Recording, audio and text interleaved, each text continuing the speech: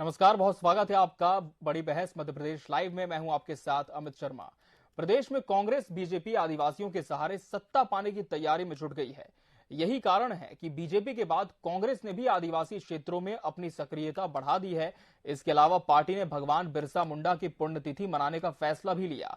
इसी क्रम में कांग्रेस ने 9 जून को हरसूद से चुनावी शंखनाद किया। यहां कमलनाथ ने हरसूद के विकास को लेकर भाजपा पर तंज कसा। कमलनाथ ने कहा कि बीजेपी ने हरसूद को पूरी तरह से पिछड़ा बना दिया है। इस पर पलटवार करते हुए बीजेपी से गृह मंत्री नरोत्तम मिश्रा ने कहा कि कमलनाथ कभी भी आदिवासी हितैषी हो ही नहीं सकते, क्योंकि इन्होंने कभी भी किसी आदिवासी को मुख्यमंत्री बनने नहीं दिया। बस इसी के बाद से सियासत गरमाई हुई है। देखिए ये खास रिपोर्ट। बेरोजगारी चरम से हमारे आदिवासी क्षेत्र की सबसे बड़ी चुनौती है। कमलनाथ जी मुख्यमंत्री बने तो उमंग सिंगार जी की क्या हालत की, ये सारे आदिवासियों को मालूम है चारों तरफ के। आप बताएं, आपने 15 महीने में किसी एक भी आदिवासी वर्ग के व्यक्ति के घर जाके खाना खाया या उसके परिवार के सुख दुख में सहभागी बने? आप सिर्फ मुंह चलाना जानते हैं।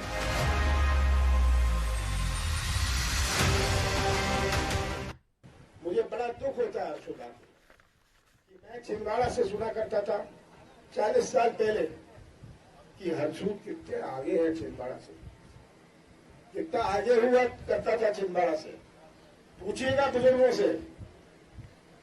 और आज हरसूद खलवा का क्या हाल है। बेरोजगारी चरम सीमा। सबसे बड़ी चुनौती हमारे नौजवानों की भविष्य की है।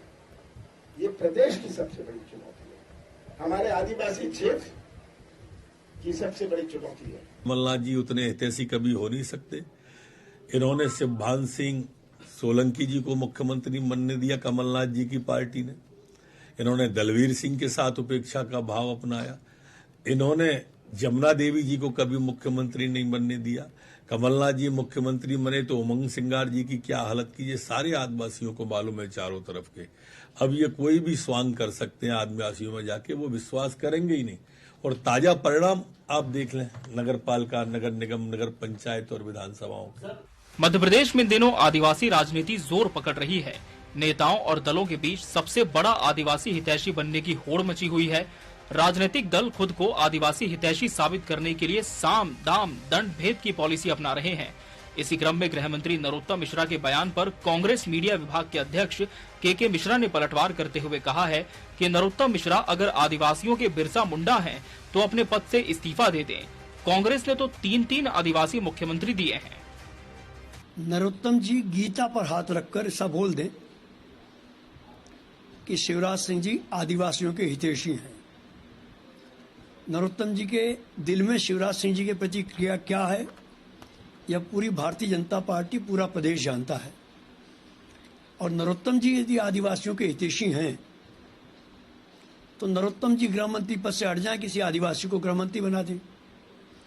और हमने तो 3 आदिवासी मुख्यमंत्री दिए थे, प्यारे लाल कंवर साहब, स्वर्गीय शिवभानु सोलंकी जी, आदरणीय जमुना देवी जी। भाजपा बता दे कि कौन से उन्होंने मुख्यमंत्री आदिवासी दिए हैं या आदिवासी उप मुख्यमंत्री दिए हैं। और गृह मंत्री जी खुद यदि आदिवासियों के ज़्यादा हितैषी हैं, उनके बिरसा मुंडा हैं, तो आज ही इस्तीफा दें गृह मंत्री पद से और किसी आदिवासी को उनकी सीट पर काबिज कर दें। वहीं बीजेपी प्रवक्ता नरेंद्र सलूजा ने कमलनाथ के आदिवासी क्षेत्र के विकास वाले बयान पर पलटवार करते हुए कहा कि चुनाव आते ही कांग्रेस को बिरसा मुंडा कौन थे याद आने लगते हैं। कांग्रेस ने कभी आदिवासियों के पक्ष में काम नहीं किया। नरेंद्र सलूजा ने कांग्रेस नेताओं के कुछ पुराने बयानों पर भी कटाक्ष करते हुए कांग्रेस को आदिवासियों का विरोधी बताया। अरे कमलनाथ जी, आप तो वल्लभ भवन से 15 महीने बाहर ही नहीं निकले। आपने तो प्रदेश का ना खेत देखा किसान का, ना खलियान देखा, ना किसी गरीब का घर देखा, ना किसी गरीब की कुटिया देखी, ना किसी आदिवासी का घर देखा। आप बताएं, आपने 15 महीने में किसी एक भी आदिवासी वर्ग के व्यक्ति के घर जाके खाना खाया या उसके परिवार के सुख दुख में सहभागी बने? आप सिर्फ मुंह चलाना जानते हैं। आदिवासी वर्ग के यदि बात करते हैं, आप हितैषी होने का दावा करते हैं, तो आप बताएं, आपने प्रदेश कार्यकारिणी बनाई, उपाध्यक्ष महामंत्री बनाए, कितने आदिवासी नेताओं को लिया? एआईसीसी और पीसीसी डेलीगेट बनाए, सारे आदिवासी नेताओं को आपने छोड़ दिया। आदिवासी नेताओं में नाराजगी है। आपने पैसा एक्ट लागू किया जो भाजपा ने लागू किया। बिरसा मुंडा, टंटेबिल, रानी कमलापति की यादों को सहेजने का, उनकी प्रतिमा लगाने का, उनके नाम पे नामकरण करने का काम किसने किया? आपने किया क्या? मध्य प्रदेश में अभी राजनीतिक पार्टियों के तरकश से लगातार बयानों की तीर चलाए जा रहे हैं। पार्टियां खुद को आदिवासियों का सबसे बड़ा हितैषी साबित करने में लगी हुई हैं। बहरहाल अब आगे देखना होगा कि आदिवासी वोट बैंक के लिए शुरू हुई राजनीति किस ओर करवट लेती है। भोपाल से टीवी 24 के लिए जीएस गोविंद की रिपोर्ट। और इसी विषय पर आज हम चर्चा करेंगे। हमारे साथ खास मेहमानों का पैनल भी जुड़ चुका है। युवा कांग्रेस मीडिया प्रमुख आकाश चौहान जी हमारे साथ जुड़ चुके हैं। आकाश जी, आपका बहुत बहुत स्वागत है इस डिबेट में। भाजपा प्रवक्ता शिवम शुक्ला जी हमारे साथ इस डिबेट का हिस्सा है। शिवम जी, आपका भी बहुत बहुत स्वागत है। वरिष्ठ पत्रकार पंकज भदौरिया जी भी इस डिबेट का हिस्सा है। पंकज जी, आपका भी बहुत बहुत स्वागत है। लगातार हम देख रहे हैं कि मध्य प्रदेश में अब जब चुनाव आ रहा है, हर वर्ग को लुभाने की कोशिश है, लेकिन एक खास वर्ग जिसका बहुत सारी सीटों पर एक बाहुल्य माना जाता है, आदिवासी वर्ग। इसे लेकर अब दोनों ही पार्टियां अपनी अपनी तैयारियों में है, इस वर्ग को लुभाने की कोशिश कर रही हैं। आज आदिवासियों के जननायक बिरसा मुंडा की एक खास कार्यक्रम में कमलनाथ ने यह तक कह दिया हरसूद में जब वो पहुंचे थे कि हरसूद का विकास जिस तरह से होना था वो नहीं हुआ। लेकिन क्या सिर्फ बात हरसूद तक है? शिवम जी, क्या आपको लगता है कि अब इस बीजेपी के परंपरागत गढ़ में कांग्रेस आदिवासियों के बहाने ही सही क्या सेंध लगाने की कोशिश कर रही है? देखिए, एक बात आप स्पष्ट रूप से समझ लीजिए, मध्य प्रदेश में आदिवासी वर्ग हो, जन अनुसूचित जाति का जो वर्ग है, पिछड़ा वर्ग हो या फिर सामान्य वर्ग हो, हर वर्ग के कल्याण के लिए अगर किसी सरकार ने काम किया है तो मध्य प्रदेश की भारतीय जनता पार्टी की सरकार है। मुख्यमंत्री शिवराज सिंह चौहान जी के नेतृत्व में चलने वाली भारतीय जनता पार्टी की सरकार है। आदिवासी जो भी जननायक हैं, चाहे वह रानी कमलापति जी हो, भगवान बिरसा मुंडा हो या अनेकों टांटिया मामा जैसे जो हमारे क्रांतिकारी लोग थे, आदिवासी समाज से आने वाले राष्ट्र नायक, उनके हिस्से का मान सम्मान देने की जब भी बात आई है, केंद्र और प्रदेश की भाजपा की सरकारों ने प्रतिबद्धता के आधार पर काम किया। और इस बात को समझ लीजिए, इन लोगों ने इस किताबों से कमलापति, टांटिया मामा, बिरसा मुंडा जैसे नायकों को मिटा करके मुगलों का, औरंगजेब का, बाबर का, आक्रांताओं का इतिहास इस देश की पीढ़ियों को पढ़ाने का काम किया था। भारतीय जनता पार्टी की सरकार ने सैद्धांतिक निर्णय लेते हुए इन चीजों को पाठ्यक्रम में शामिल किया। हम आज आदिवासी नायकों का जो भी उनका पराक्रम और पौरुष था, उसको आज इस प्रदेश के जन जन तक पहुंचाने के लिए प्रतिबद्ध है। दूसरी चीज आप इस बात को समझ लीजिए, सबसे ज्यादा आदिवासी वर्ग पर अत्याचार किसकी सरकार में हुआ? आप उठा करके देखिएगा, यह कोई जनता अत्याचार नहीं कर रही थी, कोई जो सोसाइटी है उससे अत्याचार नहीं हो रहा था, सरकार प्रायोजित अत्याचार सबसे ज्यादा दिग्विजय सिंह के शासन काल में हुआ। अरुंधति राव जी का मेरे पास लेटर पड़ा हुआ है हाथ पर, उन्होंने दिग्विजय सिंह जब मुख्यमंत्री थे तब लिखा था कि किस प्रकार मध्य प्रदेश में जो बांध बनाए जा रहे हैं उसमें आदिवासियों को डिस्प्लेस किया जा रहा है, उसके बदले उनको जो रिहेबिलिटेशन का लाभ मिलना चाहिए वो नहीं दिया जा रहा है। तो इस प्रकार की मानसिकता के साथ मध्य प्रदेश की सरकार काम करती थी। अभी रायसेन जिले के एक गांव खमरिया घटना हुई, सांप्रदायिक घटना हुई, उसमें आदिवासी वर्ग और एक समुदाय विशेष के बीच झड़प हुई। मध्य प्रदेश के एक आदिवासी की मौत हुई जो कहीं न कहीं रोजी रोटी अपना परिवार लेबर, डेली लेवेज पर लेबर जैसे काम करके अपने परिवार का भरण पोषण करते थे। इनके कांग्रेस पार्टी के एक नेता ने आदिवासी पक्ष में बयान नहीं दिया। यह लोग आदिवासी हितैषी होने का दावा करते हैं। मैं बार बार बोल रहा हूँ, मध्य प्रदेश में आदिवासियों को चाहे पेशा कानून लागू करके उनको कहीं ना कहीं उनको एक तरीके से सशक्त बनाने की बात हो, उसके अतिरिक्त तो मध्य प्रदेश में लगातार जो भूमि विहीन आदिवासी वर्ग या अन्य वर्गों के लोग हैं उनको पट्टे देने की बात हो, तेंदुपत्ता में उनको स्वायत्तता देने की बात हो, इस प्रकार के निर्णय लेने का काम मध्य प्रदेश की माननीय शिवराज सिंह जी की सरकार ने किया है। केंद्र सरकार ने आदिवासी वर्ग से जो धरोहर है, उनके जो भी मूल्य है, उनकी जो भी संस्कृति है, उसके संरक्षण के लिए लगातार कदम उठाए हैं। आप एक और देखिए, जब कांग्रेस की सरकारों के दौरान आदिवासियों को अपने अधिकारों से वंचित होने पर नक्सली बनना पड़ रहा था, आदिवासियों का मास कन्वर्जन एक बड़ा इशू हुआ करता था। आज इन चीजों पर नियंत्रण जवाब ले लेते हैं। आकाश जी, बीजेपी तो कह रही है कि तमाम आदिवासी हितैषी काम हुए हैं और कांग्रेस शासन में आदिवासियों को मजबूर होकर नक्सली बनना पड़ता था। बड़ा बयान है जी।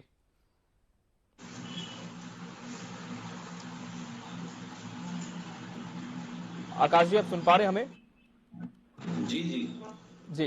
देखिए, मैं सबसे पहले कहना चाहूंगा, जो शिवम जी ने बात कही कि आदिवासी अत्याचार की, ये तो माननीय गृह मंत्री जी हैं जो पिक्चर ज्यादा देखते हैं और ज्यादा उनको यार जानकारी नहीं है कि उन्होंने खुद विधानसभा में 2020 में कहा है कि 2018 के बाद 33,000 से ज्यादा मुकदमे दर्ज हुए, जो इतिहास में सबसे ज्यादा एक साल में। देखिए, मैं इस बात का तत्काल कटाक्ष करना चाहूंगा। गृह मंत्री जी ने यह बयान दिया और स्वाभाविक तौर पर अगर मध्य प्रदेश में आदिवासियों के ऊपर अत्याचार की कोई एक भी घटना आती है तो उसको कहीं न कहीं थाने में पंजीबद्ध किया जाता है। चलिए ठीक है, सरकारों ने आदिवासियों के ऊपर हो रहे अपराध को कहीं न कहीं। शिवम जी जवाब ले लेते हैं, चलिए जवाब ले लेते हैं। गृह मंत्री का बयान सबने सुना है, ऑफिशियल वर्जन उनका है। जी आकाश जी। आदिवासी 13 साल में 17 साल में 13 साल में मध्य प्रदेश अव्वल रहा है, सिर्फ शिवराज सिंह चौहान जी की सरकार में। ठीक है, उसके बाद मैं बताता हूँ, बुरहानपुर की घटना ले लीजिए, खरगोन की घटना ले लीजिए, सिवनी में बेटी के साथ जो हुआ, 2 गो हत्या के नाम पर उसके आदिवासी समाज के बेटे की 2 बेटों की हत्या की गई। उसके बाद आरएसएस के साफ तौर पर आदिवासी समाज को सनातन धर्म जो है, हिंदू संस्कृति है, उससे बांटने की साजिश है कांग्रेस की। आदिवासी वर्ग ऊपर मैं तो बार बार बोल रहा हूँ, जब रायसेन में एक समुदाय विशेष के लोगों द्वारा आदिवासी समुदाय से आने वाले एक मजदूर के घर पर हमला किया गया, इनके किसी एक नेता ने उस विषय पर बयान नहीं दिया। यह दिखाता है कि हम लोगों के लिए वोट बैंक की राजनीति कितनी महत्वपूर्ण है। और कांग्रेस के नेता यह बताने का कष्ट करें, जब माननीय मुख्यमंत्री शिवराज सिंह चौहान जी कहीं न कहीं पूर्व मुख्यमंत्री का दायित्व का निर्वहन कर रहे थे, भारतीय जनता पार्टी के राष्ट्रीय उपाध्यक्ष थे, और मध्य प्रदेश में कमलनाथ जी की सरकार थी, उस वक्त भोपाल के टीटी नगर चौराहे पर आदिवासियों का एक बड़ा धरना प्रदर्शन हुआ। चलिए जवाब भी ले लेते हैं शिवम जी, जवाब भी ले लेते हैं। आकाश जी जवाब दें। जी आकाश जी पहले आपकी बात पूरी करें। शिवम जी मैं फिर से आपका रुख करूंगा, शिवम जी मैं। आकाश जी जवाब दें। जी एफआरए से 2 लाख से ज्यादा याचिकाएं हाईकोर्ट में लंबित पड़ी है, क्योंकि मध्य प्रदेश सरकार जवाब नहीं दे रही है। आदिवासियों की मूलभूत सुविधा है एफआरए कानून पर शिवराज सिंह चौहान गृह मंत्री क्यों कुछ नहीं बोलते हैं? गृह मंत्री खुद जब स्वीकार करते हैं, गृह मंत्री जी कहते हैं कि कमलनाथ जी स्वांग कर रहे हैं, जबकि खुद गृह मंत्री जी आप क्या कर रहे हैं? जो आदिवासी अत्याचार सबसे ज्यादा आपके प्रदेश में है। जी चलिए पंकज जी, दोनों पक्षों को आपने सुना, दोनों ही आदिवासी हितैषी होने का दावा करते हैं, लेकिन पिछले चुनाव की अगर हम बात करें तो 2018 के पिछले विधानसभा चुनाव के नतीजे जो आए थे, कांग्रेस ने प्रदेश की कुल 47 ट्राइबल रिजर्व सीट में से 31 सीट पर जीत हासिल की थी। भाजपा को सिर्फ इन रिजर्व सीटों में से 16 पर संतोष करना पड़ा था। क्या अब यह वजह है कि अब दोनों ही पार्टियां, कांग्रेस जहां एक बार फिर से इन सीटों पर अपने जो दावेदार हैं, जो विधायक, उनकी संख्या बढ़ाना चाहती है, और बीजेपी किसी भी तरह से इन रिजर्व सीटों को छोड़ना नहीं चाहती, इसलिए ये दावे सामने आ रहे हैं? तो आपने कहा कि राजनीतिक स्टंट है, और जब चुनाव सामने आते हैं तो स्वाभाविक सी बात है, सारी पार्टियां होती हैं और सभी, कोई ओबीसी का एक ऐसी अपने आप को बताता है, कोई आदिवासियों का एक ऐसी बताता है। जी सर। मैं तो ये कहता हूँ कि आदिवासी हो, चाहे ओबीसी हो, चाहे सवर्ण, राजनीतिक पार्टियां ये नहीं कहती कि हम सभी के हितैषी हैं, जन उसमें काम करना चाहिए। भाई आदिवासी आज चाहे कांग्रेस की सरकार हो, चाहे बीजेपी की सरकार है, आपने भी देखा, हमने भी देखा, आदिवासी आज भी जो है कुछ गांव ऐसे हैं, झाबुआ, अलीराज, डिंडौरी तरफ देख लीजिए आप, कुछ गांव ऐसे हैं कि आदिवासियों के घर में एक टाइम का खाना नहीं है। वो जो खाना खाते हैं, मैंने सतना में एक बार स्टोरी की थी, तो वो जो पानी पी रहे थे जिस कुएं का, सतना में उचेहरा गांव, ठीक है ना, मैं इन दोनों लोगों से ही बोलना चाहिए, सतना में उचेहरा गांव है, वहाँ पे दलित समाज के लोग रहते हैं, तो वो जो पानी पी रहे थे ना, तो आप उस पानी से हाथ भी नहीं धोएंगे जो वो पानी पीने के लिए मजबूर है, ठीक है ना। तो आदिवासियों का उत्थान करना है तो इससे मुझे लगता है कि बैनर पोस्टर लगाने से अच्छा है, प्रचार करने से अच्छा है कि आप उनके साथ बैठ के और उनके लिए जो जनहितैषी योजनाएं जो आपकी सरकार चला रही है वो उन तक पहुंचाओ तो आप, और उनका लाभ दो आप उनको। तब तो जो है आदिवासियों की बच्चियों के साथ छेड़छाड़, आए दिन ये क्राइम जो है, आदिवासी गांव में आप देखिए वो किस तरीके से रह रहे हैं, किस तरीके से जीवन गुजार रहे हैं। तो अगर आप कुछ आदिवासियों के लिए, दलित समाज के लिए कुछ करना चाहते हैं, तो चुनाव को एक तरफ रख के आप उनके लिए कुछ करें, ठीक है। तो दोनों ही पार्टी, और दोनों ही पार्टी क्या, हर राजनीतिक पार्टी, और आपको लगता है कि मतलब आज की तारीख में जाति के नाम पर, समूह के नाम पर अगर चुनाव लड़ा जाएगा तो देश की स्थिति क्या होगी? जो लगातार जो अर्थव्यवस्था गिर रही है, और एक कारण और है, इसका एक कारण धर्मांतरण से जुड़ा भी मैं कारण बता देता हूँ। इन लोगों के पास अगर इसका जवाब हो तो ये देंगे। आदिवासी दलित समाज की जो उपेक्षा गांव में हो रही है किसी एक समूह के द्वारा, उपेक्षा, उस उपेक्षा से बचने के लिए वो धर्मांतरण करते हैं। उस उपेक्षा से बचने के लिए वो धर्मांतरण करते हैं। आदिवासियों की अगर समाज उपेक्षा करता है तो वो धर्मांतरण क्रिश्चियन बन जाते हैं और भी समाज में चले जाते हैं। तो उनके उत्थान के लिए आपको जो आपने प्लान बनाया है, जो आपकी योजना है, जो आपके दिमाग में चल रहा है, टटैया मामा की फोटो, टटैया मामा की मूर्ति लगाने से या बिरसा मुंडा की मूर्ति लगाने से आप आदिवासियों के मतलब जितने काम कर रहे हैं ये कैसे साबित होगा? आप उनके गांव में जाइए, उनके घरों में देखिए और फील्ड पे उतरिए, धरातल में जो काम हुए उसको काम माना जाएगा। आदिवासियों के हितैषी होना तो मतलब कोई फील नहीं लगा सकता कि कांग्रेस बहुत बड़ी हितैषी है या बीजेपी हितैषी है। काम करके दिखाएं तब हम माने कि ये कौन हितैषी है कौन नहीं। ये तो सब राजनीतिक स्टंट है। चुनाव आते ही जो है आदिवासियों के लिए आपने क्या काम किया, बीजेपी ने क्या काम किया, कांग्रेस ने क्या काम किया जाता है। अब उन कामों को गिनाने में अगर हमने बाकी काम किया होता तो हमारे पास अनगिनत काम होते, हम गिना ही नहीं पाते। आपके पास उंगलियों में गिनाने के लिए अगर काम है तो समझ लीजिए कि आप काम में सफल नहीं हो पाए, कि आप उंगलियों पे गिना रहे हो। बिल्कुल बिल्कुल, चलिए जवाब ले लेते हैं। शिवम जी, जिस तरह से पंकज भदौरिया जी ने कहा कि आप जमीनी स्तर पर जाकर देखें, आज भी ये जो चीजें उन्होंने कही है बिल्कुल वास्तविक हैं, ऑन रिकॉर्ड हैं सारी चीजें। कुछ जगहों पर जो योजनाओं का लाभ है वो नहीं पहुंच पा रहा है। बहुत जगहों पर जो आदिवासी बच्ची है उन्हें बहुत परेशानियों का सामना करना पड़ रहा है। और ये भी बात बहुत सही है कि अपने धर्म को छोड़कर, अपनी जड़ों को छोड़कर आदिवासी कई जगहों पर धर्म भी परिवर्तित करते हैं, ऐसी भी खबरें सामने आती हैं। तो क्या इस दिशा में भी अब सरकार गंभीर होकर काम करेगी? महत्वपूर्ण रूप से आपको समझनी होंगी। सबसे पहली चीज, आदिवासियों का एक जो स्तर है जीवन का, उसको एक सामान्य रूप में लाने के लिए मध्य प्रदेश की सरकार क्या कर रही है, जमीनों के पट्टे आदिवासी वर्ग के लोगों को बांटे जाते हैं। उसके बाद प्रधानमंत्री जो कहीं न कहीं एक योजना है उसके माध्यम से उनके घर बनवाए जा रहे हैं। दूसरी चीज, उनके राशन पानी की व्यवस्था की जा रही है कि सहज और सुलभ रूप से जो शासकीय मूल्य की दुकानें हैं वहां राशन मिल सके। प्रधानमंत्री आवास योजना से घर मिल रहे हैं। इस प्रकार से आदिवासी वर्ग को आज मुख्य धारा में लाने के लिए भारतीय जनता पार्टी की सरकार प्रयास कर रही है। इस दिशा में भी शिवराज सिंह चौहान जी की सरकार कमिटेड है कि आदिवासी वर्ग के हर बच्चे को मुफ्त शिक्षा मिले, मुफ्त उपचार मिले, और उसी दिशा में हमारी सरकार लगातार काम कर रही है। अब तो मेडिकल और इंजीनियरिंग जैसी महंगी पढ़ाई भी जो पहले शायद सामान्य घर के लोगों के लिए उपलब्ध नहीं थी, उसमें भी इतना भेदभाव किए इस प्रकार की चीजें उपलब्ध की जा रही है। आदिवासी वर्ग को पिछले 70 वर्षों में कांग्रेस पार्टी की सरकारों ने पीछे ले जाने का काम किया था, उस गति से, उसकी दोगुनी गति से उनको कहीं न कहीं मुख्य धारा में लाने के लिए भारतीय जनता पार्टी की सरकार लगातार प्रयास कर रही है। दूसरी चीज, आप एक महत्वपूर्ण बात को समझ लीजिए, कन्वर्जन के खिलाफ हमारी सरकार का जीरो टॉलरेंस का स्टैंड है। चाहे वह ईसाई मिशनरियों द्वारा किया जाने वाला कन्वर्जन हो या जिहादी मानसिकता के लोगों द्वारा जिस प्रकार से आदिवासी वर्ग के लोगों को बरगला करके कन्वर्जन जैसी गतिविधियों को बढ़ाया जा रहा है, उसका हो। इन दोनों चीजों के खिलाफ हमारी सरकार स्पष्ट है कि इस चीज को मध्य प्रदेश में या पूरे देश में कहीं पे भी बर्दाश्त नहीं किया जाएगा। हम सोसाइटी के लेवल पर इसको बर्दाश्त करेंगे, न गवर्नमेंट के लेवल पर सरकार इसमें इनके खिलाफ कार्रवाई करने में कोई कोताही बरतेगी। इस महत्वपूर्ण बिंदु के आधार पर ही सरकार आगे बढ़ रही है। रही बात कांग्रेस की सरकारों की, यह लोग सिर्फ और सिर्फ आदिवासियों को वोट बैंक समझते हैं। हमारे लिए आदिवासी वोट बैंक नहीं है।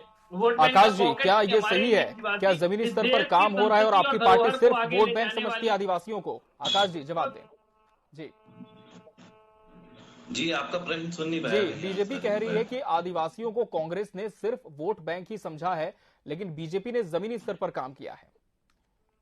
देखिए वो तो दिख गया, क्योंकि शिवम शुक्ला जी जितनी भी एक केवल योजना बता पाए वो प्रधानमंत्री आवास की, जो आदिवासी समाज को दी जा रही है। कानून ऐसी कौन सी योजना, मुख्यमंत्री तीरथ दर्शन योजना, इसका फायदा आदिवासियों को, पैसा कानून, भू अधिकार पट्टों का वितरण, इसके अलावा आदिवासी इलाकों में कितनी थी, विद्यालय कितने बने, अस्पताल कितने बने, कितने आदिवासी युवाओं को मुख्य धारा में जोड़कर रोजगार दिए गए, कितने। और रही बात, मैं सबसे बड़ी आपत्ति इस बात पे लेना चाहता हूँ, आपके चैनल के माध्यम से खुलेआम धमकी दी जा रही है कन्वर्जन को लेके। आप आदिवासियों को धमकी दे रहे हैं कि कन्वर्जन टॉलरेट नहीं करेंगे।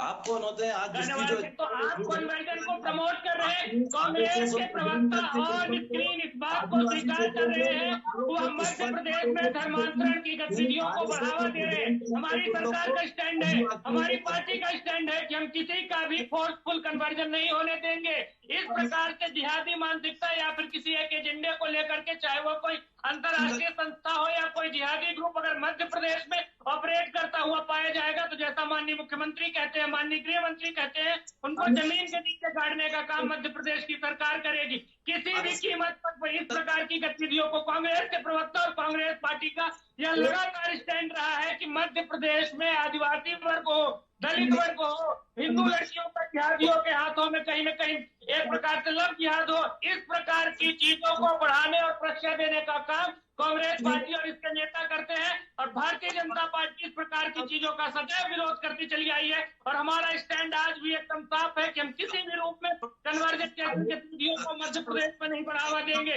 जिहादी मानसिकता मध्य प्रदेश की धरती पर कहीं कभी फलने और फूलने नहीं पाएंगी। कांग्रेस पार्टी का वोट बैंक के लिए एजेंडा हो सकता है, हमारे लिए एक सैद्धांतिक विषय है कि किसी भी वर्ग के व्यक्ति को उसका जो भी धर्म में उसने जन्म लिया उससे अगर कोई व्यक्ति बतलाकर, फुसलाकर, लालच देकर अगर कहीं न कहीं जिहाद करने की कोशिश करता है, ईसाई मिशनरी अगर किसी प्रकार से धर्मांतरण की कोशिश करते हैं, उसके खिलाफ मध्य प्रदेश की सरकार कानून लेकर के आई है। दोनों ही पार्टियों के अपने अपने दावे हैं और दोनों ही अपने कामों का बखान करिए, लेकिन हम रुक कर लेंगे एक बार फिर से वरिष्ठ पत्रकार पंकज भदौरिया जी का। पंकज जी, इस बार 2023 के चुनाव में आदिवासियों के समक्ष क्या मुद्दे हो सकते हैं और किन बुनियादी चीजों को लेकर वो वोट करने जा सकते हैं?